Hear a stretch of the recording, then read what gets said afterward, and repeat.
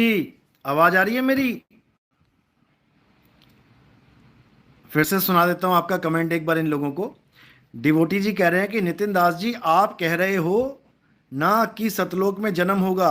इस सत्संग का लिंक भेजिए। लो जी, लिंक क्या भेजिए, आप शरेआम सामने ही देखिए।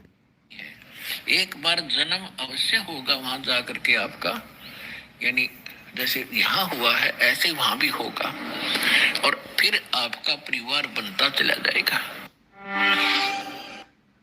समझे? रामपाल जी महाराज कह रहे हैं कि एक बार तो जन्म आपका होगा सतलोक में जाके।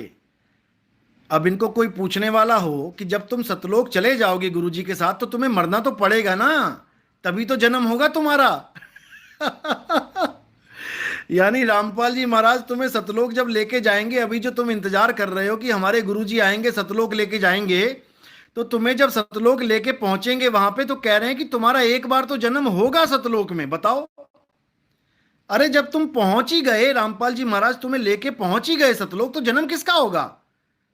इसका मतलब तुम्हारा मरण होगा सतलोक में, तभी तो जन्म होगा। जब तक मरण नहीं हुआ, जब तक जन्म किसका होगा? एक शरीर तुम छोड़ोगे तभी तो दूसरे शरीर को धारण करोगे। बिना मरे जन्म लोगे? लो एक बार फिर सुन लो। एक बार जन्म अवश्य होगा वहां जाकर के आपका, यानी जैसे यहाँ हुआ है ऐसे वहां भी होगा, और फिर आपका परिवार बनता चला जाएगा। होगा, परिवार बनता चला जाएगा। बताओ, ये है ज्ञान।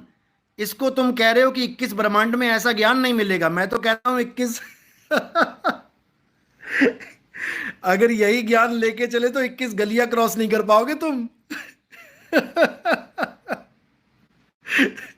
बताओ, तुम लोग यहां जान की बाजियां लगा रहे हो, डंडे खा रहे हो थाने में जा जाके वहां पर। बताओ।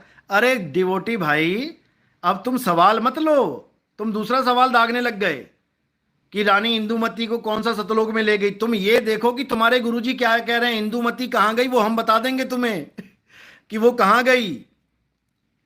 तुम ये देखो कि तुम्हारे गुरुजी क्या कह रहे हैं। तुम्हारे गुरुजी तुम्हें सतलोक भी लेके जा रहे हैं और तुम्हारा जन्म भी करवा रहे हैं वहां पे। बताओ। अरे जब तुम्हारे गुरुजी सतलोक ले ही गए तो जन्म कैसे होगा वहां तुम्हारा भाई?